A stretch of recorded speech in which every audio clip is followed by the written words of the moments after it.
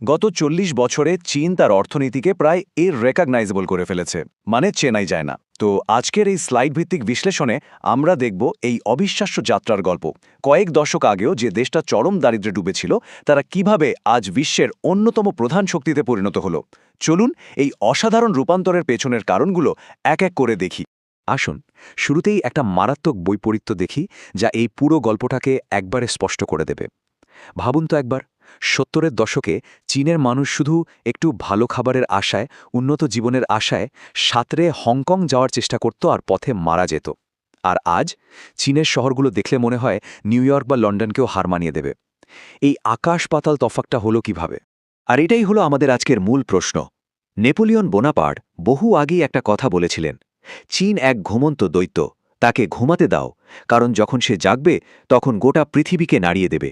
আর আজ আমরা দেখতেই পাচ্ছি তার সেই কথাটা অক্ষরে অক্ষরে ফুলে গেছে। তো কিভাবে জাগল এই দৈত্য? এই বিশাল বিষয়টাকে সহজে বোঝার জন্য আমরা পুরো আলোচনাটাকে ৫টা ভাগে ভাগ করেছি।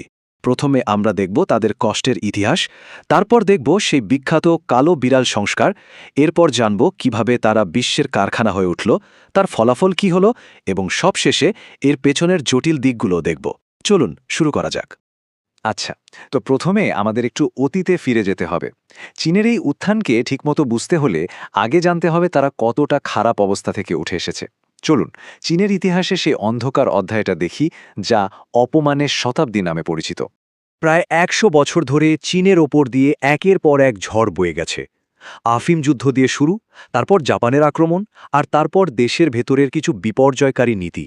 এই সময়টাকে ইসিলিয়ে অপমানের শতাব্দী বলা হয়। যুদ্ধ, দুর্ভিক্ষ আর ভুল পলিসির কারণে চীনের অর্থনীতি আর সমাজ ব্যবস্থা দুটোই পুরোপুরি ভেঙে পড়েছিল। মাও সেতুংয়ের কিছু নীতি দেশকে প্রায় ধ্বংসের মুখে ঠেলে দিয়েছিল।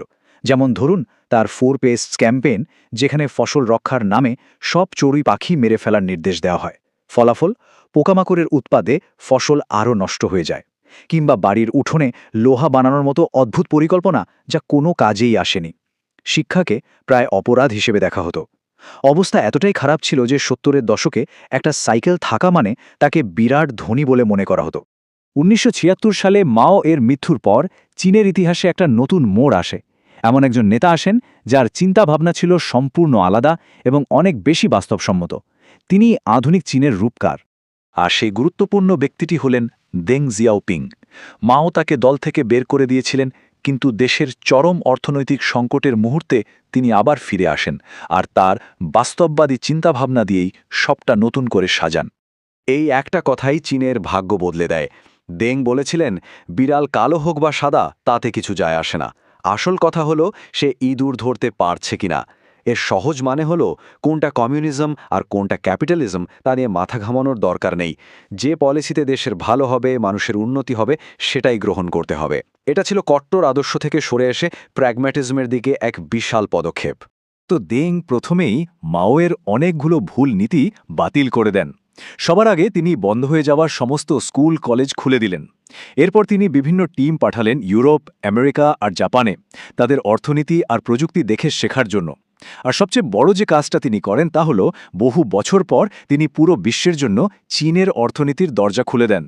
দেশের দরজা তো খোলা হলো, কিন্তু বিদেশি বিনিয়োগ আসবে কিভাবে? এর জন্য ডেং একটা মাস্টার প্ল্যান তৈরি করেন। এই প্ল্যানের কারণেই চীন খুব তাড়াতাড়ি দ্য ওয়ার্ল্ডস ফ্যাক্টরি বা বিশ্বের কারখানা নামে পরিচিত হয়ে ওঠে। এই মডেলটা ছিল খুবই সহজ কিন্তু দারুণ কার্যকর। প্রথমত, উপকূল বরাবর কিছু স্পেশাল ইকোনমিক জোন বা এসইজেড তৈরি করা হলো। দ্বিতীয়ত, বিদেশি কোম্পানিগুলোকে বলা হলো, তোমরা এখানে ফ্যাক্টরি বানাও, তোমাদের কোনো ট্যাক্স দিতে হবে না। তৃতীয়ত, তাদের দেওয়া হলো কোটি কোটি সস্তা আর দক্ষ শ্রমিক। আর সবশেষে তাদের প্রযুক্তি দেখে চীনারা নিজেরাই জিনিসপত্র বানানো শিখে নিল। এই মডেলটাই চীনের অর্থনীতিকে বদলে দেয়। আর এই প্ল্যানটা এতটাই সফল হয় যে বিশ্বের সব বড় বড় brand Apple, Sony, Samsung, BMW সবাই চীনে ছুটে আসে। ভাবুন একবার, একদিকে ট্যাক্স ফ্রি সুবিধা আর একদিকে সস্তায় শ্রমিক। বিদেশি কোম্পানিগুলোর জন্য এটা একটা সোনায় সোহাগা ব্যাপার ছিল। তো এই সবকিছুর ফলে বাস্তবে কি হলো? চীনের এই রূপান্তরের পরিসংখ্যানগুলো দেখলে সত্যি অবাক হতে হয়। চলুন সেই অবিশ্বাস্য সংখ্যাগুলো এক নজরে দেখে নেওয়া যাক। সংখ্যাটা ভালো করে দেখুন, ৮০ কোটি। হ্যাঁ, ওয়ার্ল্ড ব্যাংকের মতে মাত্র ৩ দশকের মধ্যে চীন প্রায় ৮০ কোটি মানুষকে চরম দারিদ্র্য থেকে তুলে এনেছে। মানব ইতিহাসে এত কম সময়ে এত বেশি মানুষের ভাগ্যবদল আর কখনো ঘটেনি। অর্থনৈতিক প্রবৃদ্ধির গ্রাফটা দেখুন। একসময় যে দেশের অর্থনীতি আফ্রিকার গরিব দেশগুলোর থেকেও ছোট ছিল, সেই চীন মাত্র কয়েক দশকে বিশ্বের দ্বিতীয় বৃহত্তম অর্থনীতিতে পরিণত হয়েছে। আর যা পূর্বাভাস পাওয়া যাচ্ছে তাতে ২০৩৫ সালের মধ্যে তারা আমেরিকাকেও ছাড়িয়ে যেতে পারে। আর এই বিপুল টাকা দিয়ে চীন দেশ জুড়ে বিশাল বিশাল ইনফ্রাস্ট্রাকচার তৈরি করেছে। বলা হয় আমেরিকা যা বানাতে ১০০ বছর লাগিয়েছে, চীন তা মাত্র ৩০ বছরে করে দেখিয়েছে। আজ চীনে বিশ্বের দীর্ঘতম হাই স্পিড রেল নেটওয়ার্ক রয়েছে, ভাবা যায়। কিন্তু কথায় আছে, প্রত্যেকটা ছবিরই একটা উল্টো পিঠ থাকে। চীনের এই অবিশ্বাস্য উন্নয়নের পেছনেও একটা বিরাট মূল্য চোকাতে হয়েছে, যা এক জটিল আর বিতর্কিত পরিস্থিতি তৈরি করেছে। চলুন এবার সেই দিকগুলো একটু দেখি।